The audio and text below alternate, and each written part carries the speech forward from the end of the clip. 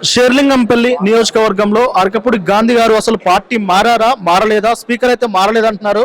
ఆయన మారినాని గతంలో వీడియోలు ఉన్నాయి. మరి అదే నియోజకవర్గానికి చెందిన బీఆర్ఎస్ సీనియర్ నాయకురాలు ఉన్నారు, ఆమెను అడిగి తెలుసుకుందాం. మేడం నమస్తే. నమస్తే అండి. మేడం మీ పేరు? మేడం నా పేరు బొబ్బా నవతారెడ్డి, చందానగర్ డివిజన్ మాజీ కార్పొరేటర్. మీ ఎమ్మెల్యే ఎవరైతే అరకపూడి గాంధీ గారు ఉన్నారో ఆయన బీఆర్ఎస్ పార్టీలో ఉన్నారా, కాంగ్రెస్ పార్టీలో ఉన్నారా, అసలు ఆయన ఏ పార్టీలో ఉన్నారు మేడం? మా షేర్లింగంపల్లి ఎమ్మెల్యే అక్కడ ఆ పార్టీ కాకుండా ఇక్కడ ఈ పార్టీ కాకుండా గొడ మీద పిల్లిలాగా ఉన్నాడు. మేము బీఆర్ఎస్ పార్టీ తరఫున కూడా కోర్టులో వేస్తే కూడా స్పీకర్ గారు ఏమని క్లీన్ చీట్ ఇచ్చారు. ఆయన బీఆర్ఎస్ పార్టీలో ఉన్నారు. బీఆర్ఎస్ పదవి ప్రతిపక్ష పార్టీ హోదా కూడా ఆయన అనుభవిస్తున్నారని చెప్పేసి క్లీన్ చీట్ ఇస్తున్నారు. మేము కూడా మా షేర్లింగంపల్లి నియోజకవర్గంలో ఒక 4 వారం రోజుల క్రితం ఒక ప్రెస్ మీట్ పెట్టాం. ఒకవేళ ఆర్కేపూడి గాంధీ అనే తోడు బీఆర్ఎస్ పార్టీలోనే ఉంటే పార్టీ కండవా కప్పుకొని మా సింహము బీఆర్ఎస్ భవన్కి మొదటిసారిగా మీటింగ్ జరగడానికి వస్తున్నారు. మా కేసీఆర్ గారు వస్తున్నారు. నీకు దమ్ము ధైర్యం ఉంటే మా కేసీఆర్ గారి పక్కన మీటింగ్లో నువ్వు అటెండ్ అవ్వాలి అని చెప్పేసి మేము సవాల్ చేసినాం. మరి బీఆర్ఎస్ పార్టీలో ఉన్నోడైతే మరి రావాలి కదా మీటింగ్కి, రాలేదు.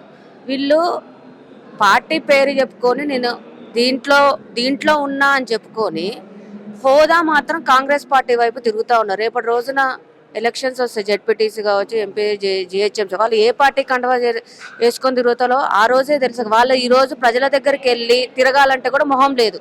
నేను ఈ పార్టీలో నేను చెప్పుకునే అంత దమ్ము లేదు.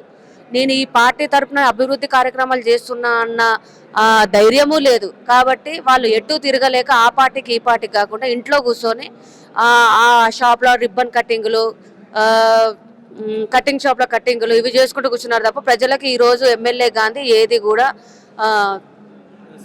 చేయట్లేదు. అలాగే మేడం, ఇలాంటి రాజకీయాలను ఎలా చూస్తారు ఒకటి, అలాగే అరకపూడి గాంధీ గారికి మీరు ఏమన్నా చెప్పాలనుకుంటున్నారు మేడం? ఎందుకంటే అదే షేర్లింగంపల్లి నియోజకవర్గం నుంచి మీరు ఉన్నారు కాబట్టి అక్కడ ఉన్న అభివృద్ధి పనులు మీరు చూస్తూ ఉన్నారు. ఆయనకేమన్నా బీఆర్ఎస్ భవన్లో ఉన్నారు, అక్కడ నుంచి నియోజకవర్గం నుంచి కూడా చాలా మంది వచ్చారు, కానీ మీ ఎమ్మెల్యే గారు మాత్రం రాలేదు. ఆయన మీ మాటలోనే చెప్తున్నాం, ఆయన మీ ఎమ్మెల్యే కాదు అంటున్నారు. ఇలాంటి రాజకీయాలను ఎలా చూస్తారు? ఇది భవిష్యత్తులో ఎలాంటి పరిణామాలు వచ్చే అవకాశం ఉంటుంది ఇలాంటి రాజకీయాల వలన?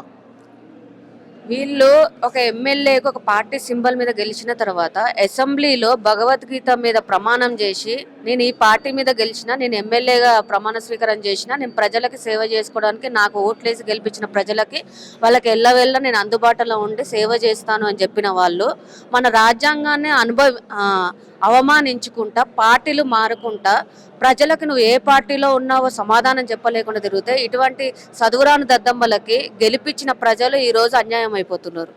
కాబట్టి నేనేమంటున్నా, రాబోయే రోజుల్లో యువత అనేది రాజకీయాలకు ముందు రావాలి.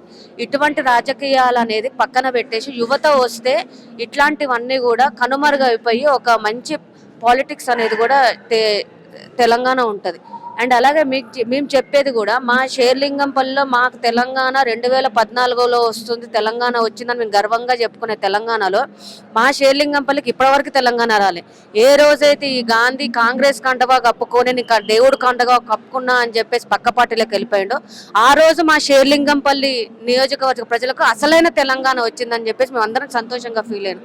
కాబట్టి తెలంగాణ వాసులుగా కేటీఆర్ అన్న కూడా ప్రామిస్ చేసిండు, ఈ రోజు షేర్లింగంపల్లి కాన్స్టిట్యూన్సీలో ఒక లోకల్కే ఇస్తాము, మేము లీడర్లను తయారు చేసుకొని ఆ లీడర్నే మేము ఈరోజు షేర్లింగంపల్లిలో గెలిపించుకుంటాము అని చెప్పిండ్రు. అదేవిధంగా ప్రజలు కూడా అందరూ ఉత్సాహంగా చూస్తున్నారు. ఈసారి రాబోయే రోజుల్లో తెలంగాణ బీఆర్ఎస్ పార్టీ నుంచి అభ్యర్థిని తెలంగాణ గెలిపించుకోవాలని చెప్పేసి అందరం కూడా షేర్లింగంపల్లి కలిసికట్టుగా పనిచేసి రాబోయే రోజుల్లో షేర్లింగంపల్లిలో తెలంగాణ వాడిని బీఆర్ఎస్ జెండా మీద గెలిపిద్దామని చెప్పేసి అందరం కూడా మేము కంకణం కట్టుకొని బీఆర్ఎస్ పార్టీలో తిరుగుకుంటూ అందరికీ మోటివేషన్ చేసుకుంటూ రాబోయే రోజుల్లో బీఆర్ఎస్ జెండా ఎగరేస్తామని చెప్పేసి మేము తెలియజేస్తున్నాం. అరకపూడి గాంధీ గారి రాజకీయ భవిష్యత్తుపై ఎలా ఉంటుందంటారు మేడం? ఒక కామెంట్ చేయాలంటే ఇక రాజకీయ భవిష్యత్తు ఆయనకే తెలియాలి. ఎందుకంటే ఈరోజు టీడీపీ నుంచి వచ్చి బీఆర్ఎస్లోకి వచ్చిండు. నీకు బీఆర్ఎస్ పార్టీ ఏం అన్యాయం చేసింది? 2 సార్లు టికెట్ ఇచ్చి 2 సార్లు కారు సింబల్ మీద గెలిచిన తర్వాత నీకు అంత హోదా ఇచ్చి ఆ రోజు టీడీపీ నుంచి వచ్చేటప్పుడు ఎందుకు వచ్చినావు బీఆర్ఎస్ల కంటే అభివృద్ధి కోసం అని అన్నాడు. మరి నువ్వు రెండోసారి బీఆర్ఎస్లో టికెట్ ఇచ్చి 2018లో టికెట్ ఇచ్చి గెలిపించుకున్న తర్వాత అదే అభివృద్ధి కోసం వచ్చిన వాళ్ళు ఈరోజు షేర్లింగంపల్లిలో 9,000 కోట్లతోటి నువ్వు డెవలప్ చేసినావు. నీకేం తక్కువ చేసింది బీఆర్ఎస్ పార్టీ? మరి ఈ రోజు మళ్ళీ బీఆర్ఎస్ పార్టీ నుంచి కాంగ్రెస్ పార్టీలకు పోయినా అని చెప్తున్నా, అదే అభివృద్ధి కోసం పోయినా అంటున్నావు. మరి నువ్వు బీఆర్ఎస్ పార్టీలో 9,000 కోట్లు తీసుకొచ్చినావు. నీకు దమ్ము ధైర్యం ఉంటే ఒక 1,000 కోట్లు తీసుకొచ్చి ఫస్ట్ షేర్లింగంపల్లిని డెవలప్ చేయి. ఈ రోజు ఈ డివిజన్లో పోతే, కాన్స్టిట్యున్సీలో పోతే ఒక్కొక్క శిలాఫలకాలు 100 శిలాఫలకాలు డివిజన్లో పెట్టుకుంటా ఒక 1000 మీటర్ల రోడ్డు కూడా లేని పరిస్థితి. సంవత్సరంన్నర క్రితం శిలాఫలకాలు వేసి కూడా ఈరోజు శిలాఫలకాలకు అంకితమైన తప్ప ఈరోజు అక్కడ అభివృద్ధి అనేది లేదు. మరి నువ్వు ఏ వంకతోటి ప్రజలకు అబద్ధం చెప్పి అభివృద్ధి కోసం పోయినా అని చెప్పినావు. ప్రజలకు నువ్వు పార్టీ మారి ఏం సందేశం ఇద్దాం అనుకుంటున్నావు? కాబట్టి రాబోయే రోజుల్లో షేర్లింగంపల్లి ప్రజలు అన్ని గమనిస్తూనే ఉన్నారు, అన్ని వింటానే ఉన్నారు, అన్ని చూస్తూనే ఉన్నారు. రాబోయే రోజుల్లో తగిన శాస్తి చెప్తారు షేర్లింగంపల్లి ప్రజలు అని చెప్పేసి నేను తెలియజేస్తున్నాను.